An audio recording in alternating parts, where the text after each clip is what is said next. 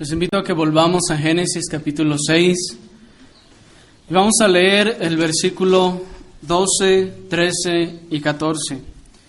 Génesis capítulo 6, versículos 12, 13 y 14. Y así vamos a continuar con esta exposición del Evangelio de Génesis.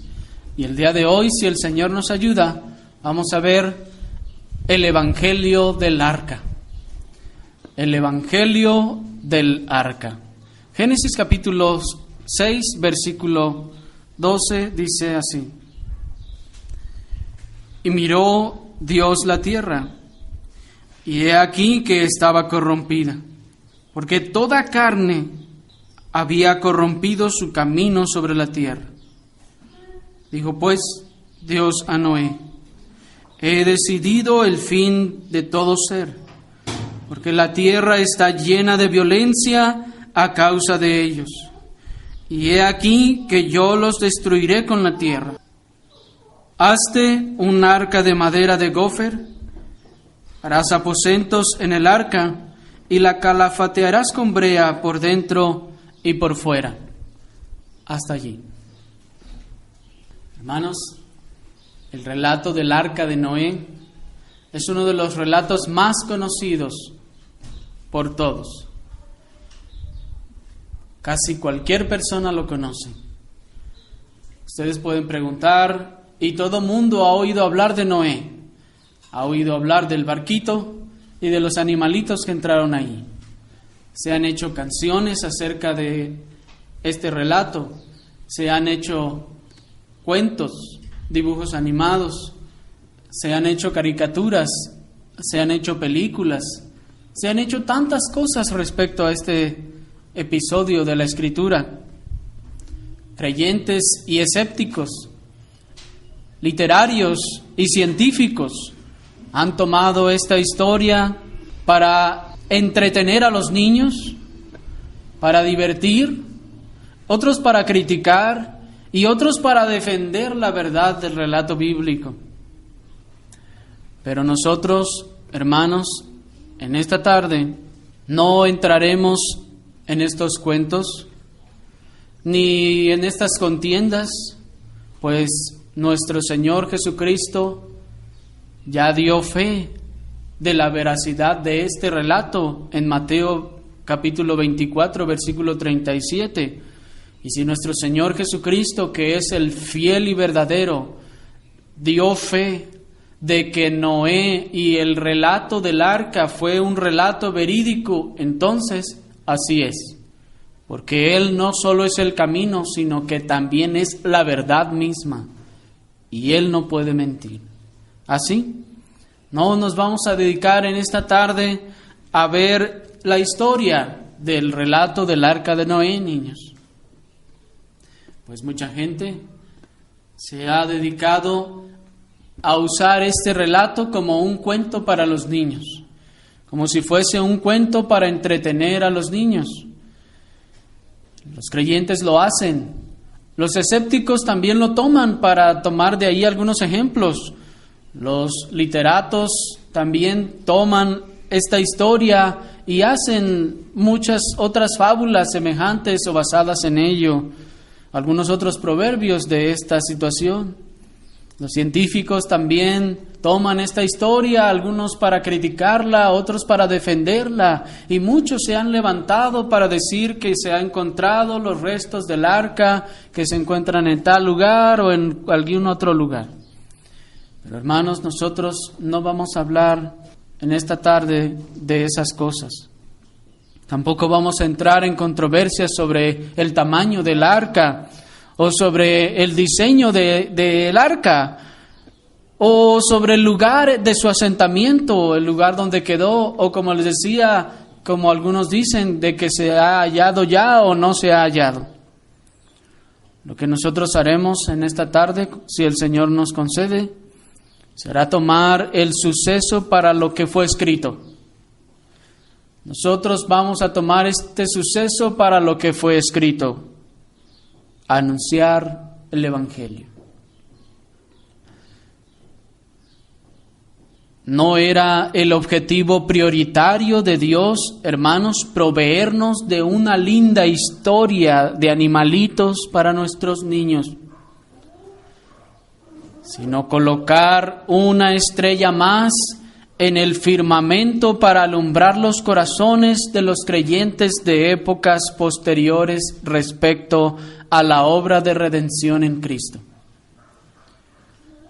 Muchas veces, en muchos lugares, se imprimen siluetas de la historia del Arca de Noé para entretener a los niños dibujando y coloreando el arca, coloreando los animalitos o dibujando los animalitos. Y ahí están enseñándole a los niños, miren niños, ahí entraban los animalitos de 2 en 2 y se han hecho canciones y se les ha hecho cantar a los niños y muchas cosas respecto a esto. Y en todo esto, desafortunadamente, hermanos, al hacer de esto una historia infantil, en muchas ocasiones se ha perdido el mensaje central del relato del Arca de Noé. ¿Y cuál es el mensaje central del relato del Arca de Noé? El mensaje central del relato del Arca de Noé, hermanos, es predicar el Evangelio. Allí nosotros encontramos el Evangelio. Como veíamos el domingo pasado, el Evangelio de la simiente de la mujer era y fue por muchos años la única estrella que alumbraba los corazones de los creyentes de aquellas épocas. Pero ahora el Señor estaba dando un grande lucero, una estrella más en el firmamento para que los corazones de los creyentes de épocas pasadas pudieran tener, hermanos, luz, gran luz respecto a la obra de redención en Cristo. Y aunque, hermanos, en este relato encontramos claramente anunciadas cada una de las doctrinas de la gracia, más bien en esta tarde nos enfocaremos a observar el claro anuncio del Evangelio en la persona de Cristo, en el Evangelio del Arca. Si alguno de ustedes quiere hacerlo, puede después ponerse a estudiar en su casa el relato de la historia de el llamamiento de Noé, la construcción del arca y el diluvio. Y ustedes van a encontrar cada una de las 5 doctrinas de la gracia enunciadas en todo este relato. Pero el día de hoy no llevamos el propósito de exponerlas, sino nuestro propósito el día de hoy es que podamos ver el Evangelio, podamos ver a Cristo en este relato. Lo primero, hermanos, que encontramos en torno al Evangelio en este relato es la condición del hombre. Miren, vayamos ahí al capítulo 6 y leamos a partir del verso 1.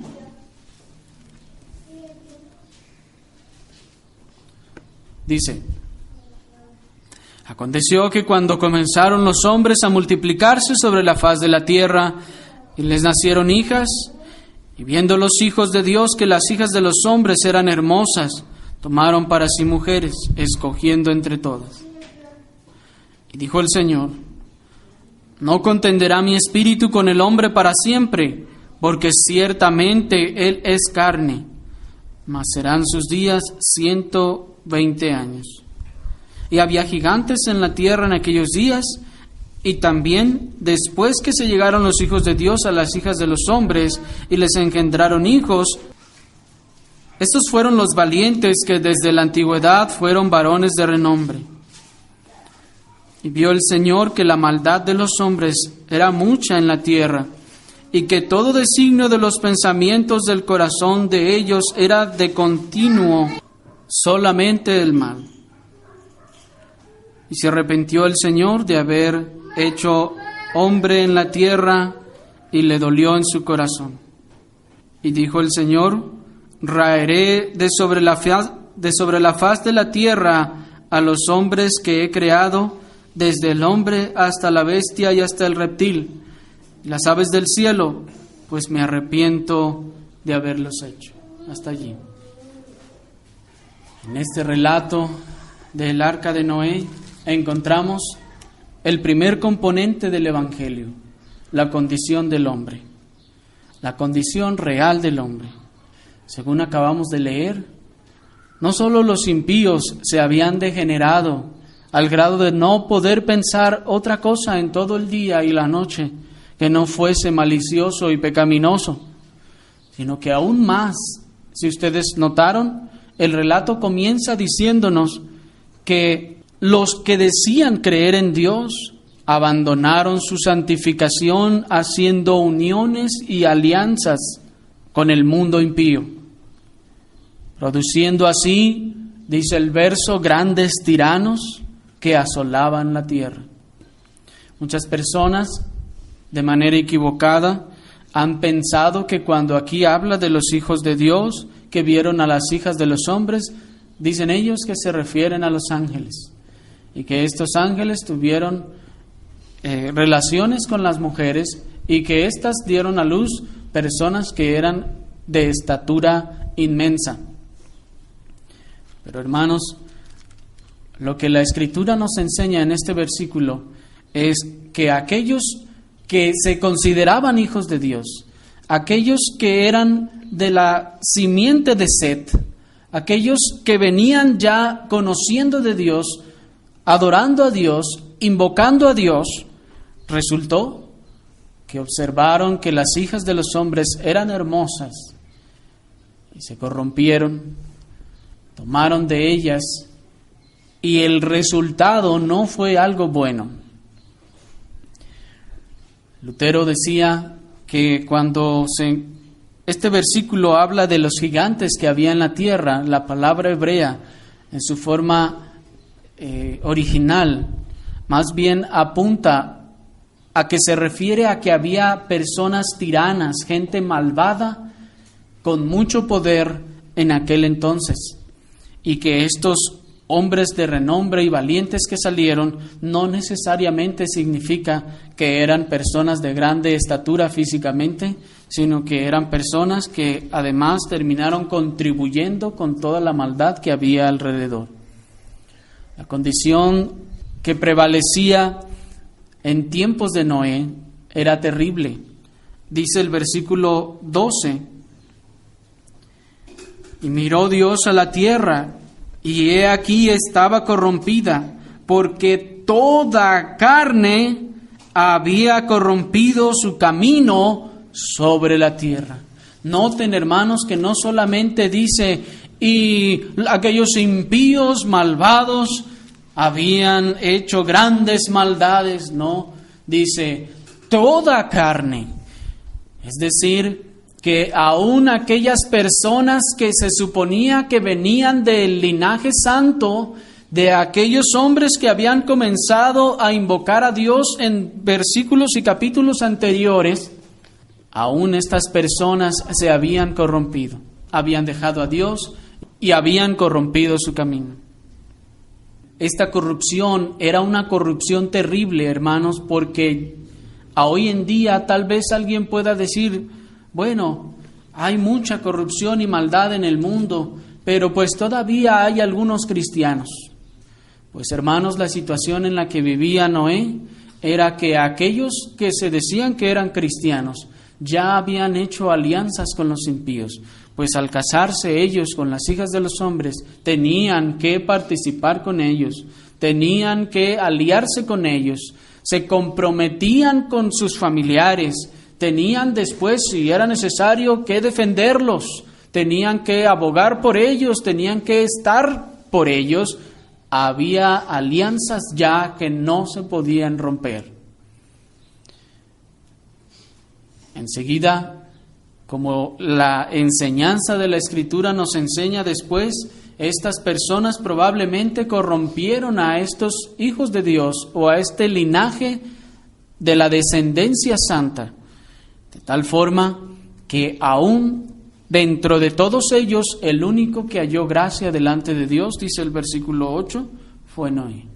Dice el verso, pero Noé halló gracia ante los ojos del Señor. Cuando dice que Noé halló gracia, no significa que Noé era una persona absolutamente santa y que al Dios ver su santidad dijo, este es mío, este me gusta, sino que se refiere a que Dios en su misericordia le concedió el favor inmerecido de la justicia, de que él pudiera ser obediente a Dios a pesar de que el pueblo que invocaba a Dios en aquel entonces se estaba ya apartando de Dios. Pues de otra manera habría dicho, entonces Dios vio que Noé era el hombre más justo en la tierra y lo escogió. Pero no, dice, halló gracia. ¿Y qué es gracia? Es aquel favor que nosotros no merecemos. Así pues, hermanos, Dios anuncia a Noé el pecado de la humanidad y le revela acerca del juicio que vendría, acerca de ese juicio en donde Dios daría el pago de todas las maldades del hombre. Dice el verso 13, dijo pues Dios a Noé, he decidido el fin de todo ser. Dios aquí está anunciando su juicio. Dios está anunciando que habría un juicio en el cual todo ser sería castigado. Y Noé, al escuchar este juicio, él entendió que Dios se había desagradado de toda la conducta de los seres que habitaban la tierra. Lo segundo que vemos, hermanos, en cuanto al Evangelio en este relato, es que todos estaban perdidos, todos estaban condenados, pues dice el verso 13, he decidido el fin de todo ser. Ustedes se saben de memoria las palabras de Romanos 3:23, que dice, por cuanto todos pecaron, están destituidos de la gloria de Dios. Y esto era exactamente lo que el Señor estaba diciendo a Noé en el verso 13. He decidido el fin de todo ser. ¿Por qué? Porque la tierra está llena de violencia a causa de ellos. Y aquí yo los destruiré con la tierra. El verso 12 nos dice que porque toda carne había corrompido su camino sobre la tierra. Así que el final del verso 12 y el verso 13 se unen para decir las palabras de Romanos 3:23. Toda carne había desviado su camino y Dios les castigaría. Dios les había ya destituido de su presencia. Dios justamente determinó el fin de todo ser debido a que habían llenado ya la medida de sus pecados. Toda carne se había corrompido. Y este es el mensaje del Evangelio también hoy en día, hermanos. ¿Por qué anunciamos el Evangelio? ¿Por qué hablar de la palabra de Dios a toda persona sin distinción? Porque no importa la raza de donde vengan, el país, no importa ninguna otra cosa. Todos pecaron y todos están destituidos de la gloria de Dios. Solamente es necesario que llegue el día del juicio final para que la sentencia se haga efectiva. Así, en tiempos de Noé, toda carne también había llenado ya la medida de sus pecados y Dios le dijo a Noé, voy a destruir a toda carne. Voy a destruir todo ser. Ellos han llenado ya la medida de sus pecados y tendrán un justo juicio. Sin importar su nivel social o económico, todos perecerían, desde el más chico hasta el más grande, desde el más noble hasta el más simple. Todos habían llenado la medida de sus pecados y Dios había pesado en balanza a cada uno de ellos y los había hallado faltos. Esta es la situación en la que se predica el Evangelio el día de hoy, hermanos. No importa el nivel social, no importa el nivel económico, todos están destituidos de la gloria de Dios, desde el más chico hasta el más grande, desde el más noble hasta el más simple, todos están destituidos de la gloria de Dios. Todos, hermanos. No podemos nosotros hacer distinción de personas. Aunque podamos encontrarnos personas que puedan ser moralmente correctas o personas que parecen ser buenas gentes, todos ellos necesitan la predicación del Evangelio, porque todos están destituidos de la gloria de Dios. Todos han pecado y han sido pesados en balanza y han sido hallados faltos. Y todos comparecerán ante el juicio de Dios y seguro terminarán en el infierno de fuego. Esta, hermanos, era una condenación segura, porque Dios mismo la había pronunciado. La condenación para toda la humanidad en aquel tiempo era segura. Y Dios le dio a Noé la tarea de anunciarla. ¿No es esto lo que se anuncia en el Evangelio el día de hoy? La separación y el desagrado de Dios y el juicio venidero por nuestras grandes maldades. ¿No es que en el Evangelio se anuncia que todo ser humano ha sido destituido de la gloria de Dios, de la presencia de Dios, y que entonces pesa sobre él una condenación segura? ¿No le dice usted a las personas cuando les predica el Evangelio: mi amigo, hay una condenación segura encima de ti? Solo es cuestión de tiempo para que sea efectiva. ¿O cómo es que predicamos el Evangelio? ¿Dios te ama y tiene un plan maravilloso para tu vida? Hermanos, los diamantes resaltan y brillan a la luz del fondo oscuro.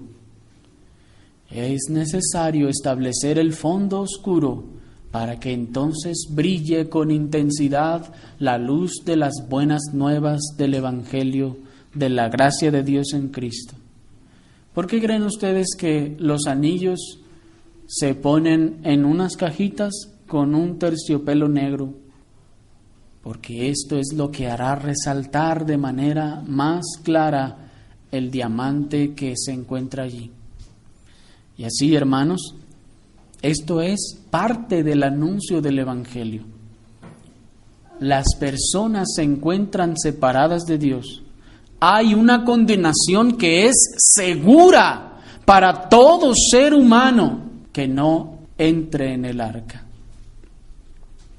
Y así Noé, por 120 años les predicó el Evangelio para salvación en Cristo. Pues nos dice 2 de Pedro capítulo 2 versículo 5 que Noé era pregonero de justicia. Noé era predicador de la justicia. Una vez que Dios le anunció allí en Génesis capítulo 6 versículo 13 la condenación segura de toda la humanidad, su trabajo no solo era construir un arca de madera, sino también con su ejemplo y con sus palabras anunciar la veracidad de la condenación segura que pesaba sobre cada uno de ellos. A medida que Noé iba poniendo un tronco sobre otro en el arca, la condenación de todos aquellos que lo observaban era cada vez más evidente y más segura. A medida que Noé iba avanzando en su trabajo, hermanos, era cada vez más evidente que el anuncio que él daba era cierto y era verídico. A pesar de que Noé estaba solo y era el único que hacía esto y predicaba esto, hermanos, era seguro Y era cierto. Y así, nosotros, a pesar de que seamos de los pocos que queden, que piensan que el Evangelio debe ser compartido de esta forma, hermanos, nosotros debemos continuar con nuestra labor, pues cada piedra que ponemos es un anuncio y es un testimonio que quedará firme para que cuando el juicio venga, todos aquellos recuerden que vieron construirse un arca enfrente de sus narices y que aún así no quisieron entrar en ella. Más de alguno debió preguntarle a Noé: Noé, ¿qué estás haciendo? ¿Qué te pasa? ¿Y qué iba a decir Noé? Pues yo nomás oí una voz que me dijo que pusiera estas tablas aquí. Yo nomás estoy obedeciendo. ¿Creen ustedes que Noé decía eso? Pedro nos dice que era un predicador de la justicia. Esto es, que él no solo construyendo el arca predicaba, sino que también con sus palabras anunciaba a todos la destrucción venidera. Y les decía: viene la destrucción, Dios me ha dicho que va a destruir a todo ser. Viene la destrucción. Noé era el Jonás de sus tiempos, aunque en su caso para toda la humanidad. Y les decía: de aquí a cuando Dios lo determine, toda la tierra y todo ser será destruido. También los animales. Pero ellos no quisieron escucharlo. Pero Noé aún así estaba predicando el Evangelio. Y les decía seguramente: ¿sabes por qué estoy haciendo esto? ¿Sabes por qué dedico todo mi tiempo y mi dinero y mi esfuerzo en esto? Porque viene la destrucción. Porque tú tienes que arrepentirte y tienes que entrar aquí también. De otro modo serás destruido. Morirás también tú. Y así Noé, hermanos, predicaba el Evangelio.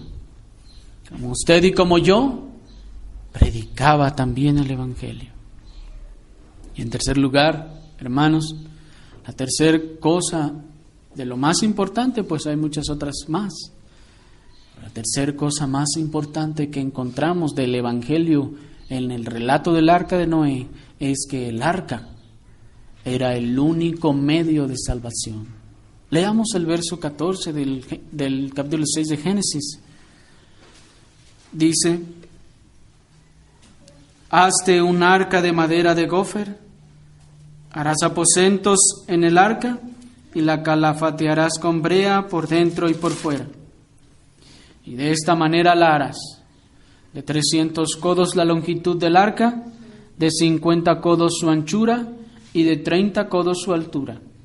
Una ventana harás al arca y la acabarás a un codo de elevación por la parte de arriba.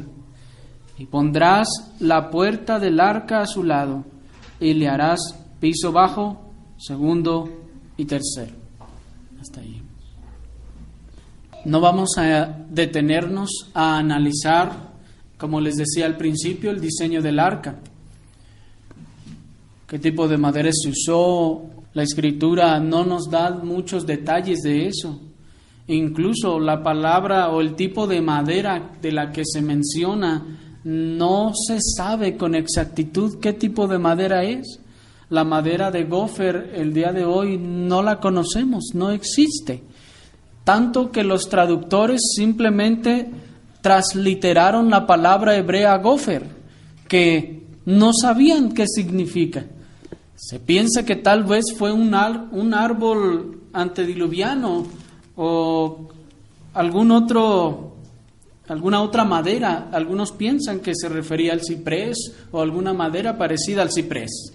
Pero hermanos, lo más importante en todo esto es que en aquel tiempo Ciertamente se hacían algunas balsas, se hacían balsas de juncos o de maderas, pero estas eran balsas diseñadas para andar en los ríos y tal vez para pescar o para trasladarse de un río, o mejor dicho, para cruzar algún río.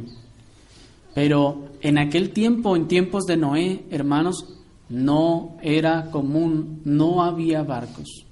No se habían construido todavía los grandes navíos que hoy conocemos.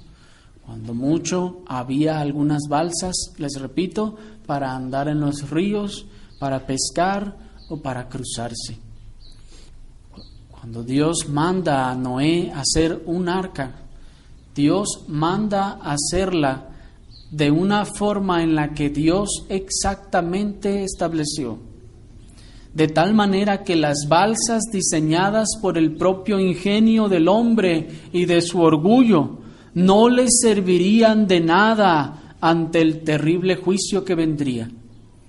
Dios había establecido que la única forma de librarse de aquel juicio venidero sería entrando en el arca. Por eso Dios mandó a Noé que hiciera un arca. Le dijo de qué madera la hiciera, le dijo cómo la hiciera, de qué tamaño la hiciera y todo lo demás. Porque únicamente en lo establecido por Dios es que se puede hallar salvación. Únicamente en lo diseñado por Dios es que se puede hallar salvación.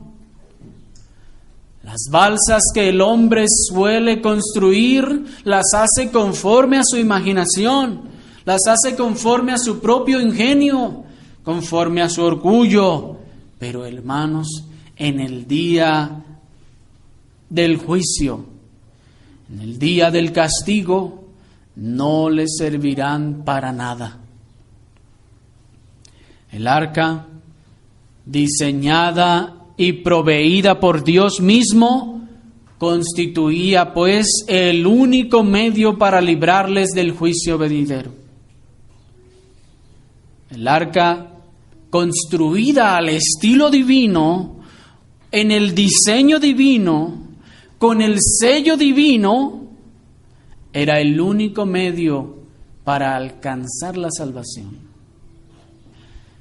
No eran esas balsas de microondas que se podrían construir en algunos días o semanas o meses.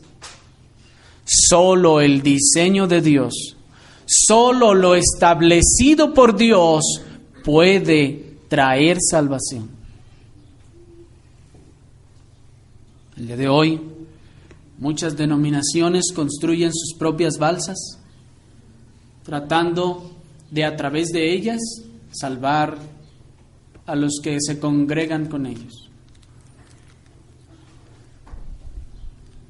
Si alguno de los que escuchaban predicar a Noé le habría dado un poco de crédito a sus palabras y hubiera dicho, bueno, tal vez sea cierto, bueno, quién sabe si de verdad venga esa destrucción que dice Noé, entonces, bueno, si viene, pues que venga. Yo soy bueno para hacer balsas.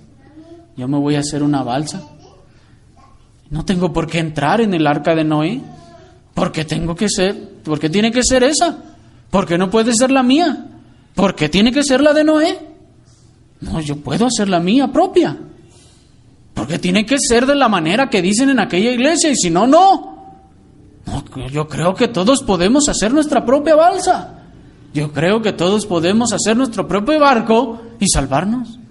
Pues que al cabo, si el chiste es que flote, pues todos podemos hacer algo.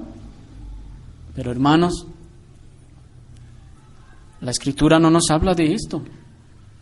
Pero si acaso a alguno se le hubiera ocurrido hacer alguna balsa, ¿ustedes creen que hubiera funcionado?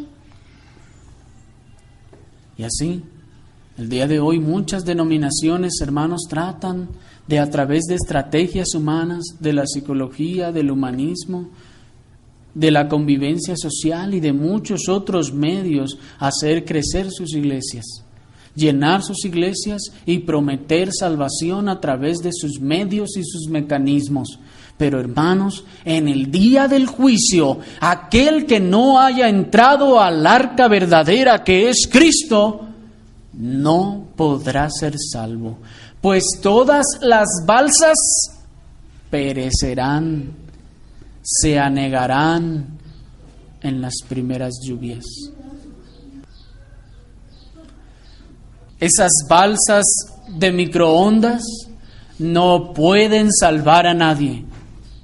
Hermanos, hacemos la cuenta y encontramos que Noé tardó 120 años en terminar el arca. ¿Se dan cuenta ustedes? 120 años en que el arca estuviera lista para flotar. Si hoy en día les dijeran a las congregaciones exitosas y con sed de éxito hoy en día, mira, tú tienes que esperar 120 años para hacer una iglesia fuerte y sólida en Cristo, un faro de luz, ¿qué creen ustedes que harían? Si les dijeran a esas congregaciones hoy en día, no pienses que tú en 1 o 2 años ya vas a poder tener tantos miembros. No. El modo de Dios, el método de Dios es lento.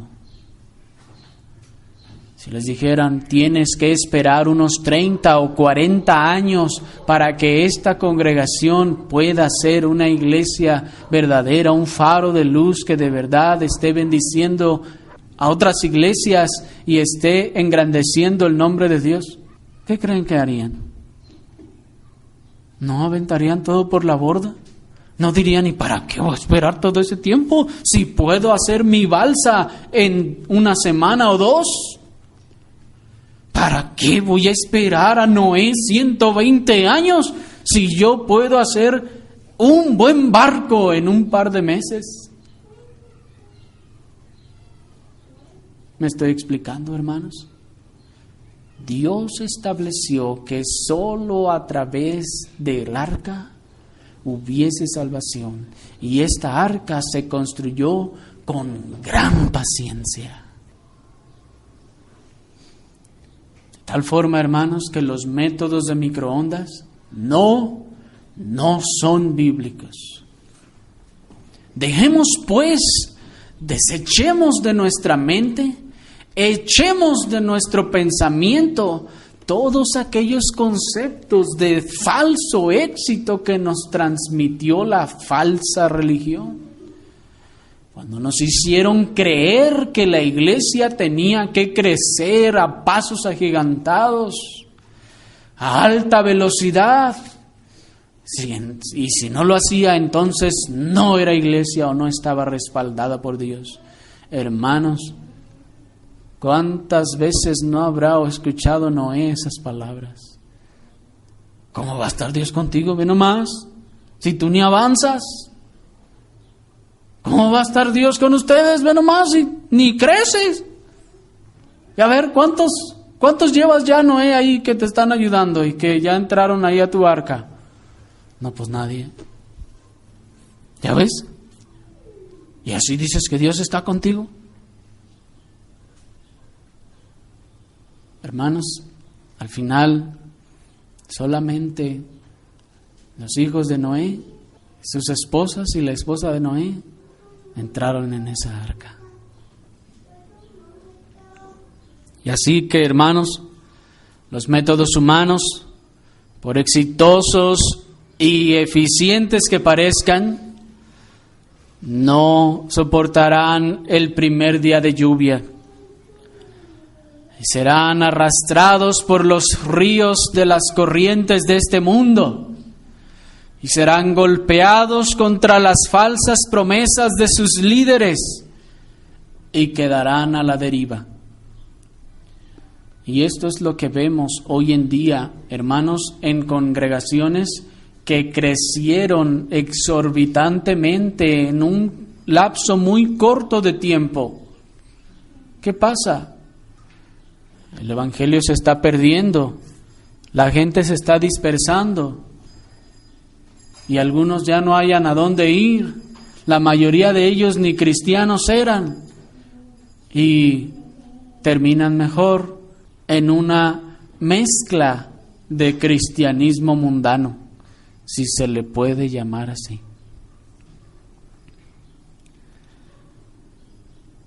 Agustín de Hipona, hermanos, calculaba que las proporciones del arca eran las mismas que las de la figura humana perfecta. Pero, sin entrar en detalles por qué y cuáles proporciones, aún así, si eso no fuese cierto, lo que es verdad era que Cristo era esa arca. Que Cristo era aquel único camino de vida y salvación a través del cual se podía ser librados del juicio venidero. Cristo es la única puerta que quedaba abierta en el arca para que todo aquel entrara. Cristo era el único camino y el único medio para obtener la salvación. No había otra forma de salvarse, solo entrando en el arca. No importa que se subieran a los árboles, no importa que hicieran sus propias balsas, no importa que intentaran trepar las montañas, el único medio para salvarse era esa arca. Y esa arca era Cristo. Esa arca representaba la vida y obra de Cristo como el único y suficiente Salvador. Pues Él nos dijo en Juan 14:6, yo soy el camino, yo soy la verdad, yo soy la vida. Él era pues esa puerta que Dios mandó poner a Noé en esa arca. Noten que no le mandó poner varias puertas. Mira, pones una puerta al norte, otra al sur, una ventana allá y otra ventana acá para que dé la luz y alumbre a todos los que están dentro. No. Dios mandó a Noé que pusiera una sola puerta en el arca. Porque esta puerta era la figura de Cristo. Todo aquel que esperaba ser salvo tenía que entrar a fuerzas por esa puerta. No podía entrar por ningún otro lugar. Tenía que entrar por la puerta. El arca no contaba con ninguna otra ventana, ni puerta, ni por dónde entrar. Solo una puerta. Por eso Cristo dijo, yo soy la puerta, allí en Juan 10:9. Y el que por mí entrare, hallará pastos de vida y de salvación. Hermanos, esa arca era Cristo. Esa puerta era Cristo. Porque no hay otro nombre debajo del cielo, dice Hechos 4:12, en el cual podemos ser salvos. Únicamente en Cristo. Ninguna cosa que se le haya ocurrido a los contemporáneos de Noé habría funcionado, y ninguna cosa funcionó. Seguro alguno tal vez se le haya ocurrido un plan alternativo, pero no funcionó. Así que, mi amigo, en vano trepas los montes tibetanos. El agua te alcanzará y te arrebasará 15 codos más. No hay salvación fuera de Cristo. Las religiones hindúes o budistas no pueden dar salvación. Ninguna otra religión fuera de Cristo puede dar salvación. Y aunque el día de hoy muchas personas, por temor a los hombres tal vez, o por amor a la fama y el reconocimiento tal vez, o por cualquier otra cosa, nieguen esta verdad, no hay otra forma de salvación. Tú también, amigo judío, aunque llegaras al pico más alto del Sinaí, allá te alcanzará el juicio de Dios, si no corres a buscar refugio en el arca que es Cristo. No importa cuán cercana o parecida sea la religión que profesas al cristianismo. No importa cuán alto esté el pico o la montaña, el agua te alcanzará y te rebasará por 15 codos. No importa cuán parecido sea de manera externa el comportamiento de aquella otra secta o denominación, si no es a través de Cristo, no hay salvación. Porque todo aquel que está en Cristo, dice 2 Corintios 5:17, nueva criatura es. Es necesario estar en Cristo. No dice agarrado de su mano, no dice canchado de Él, sino dice en Cristo.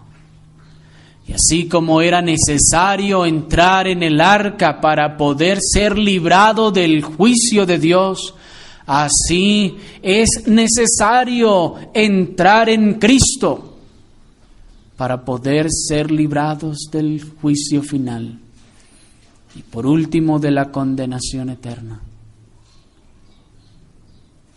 Así que, ¿para qué te desgastas tratando de alcanzar la cumbre del monte Merú?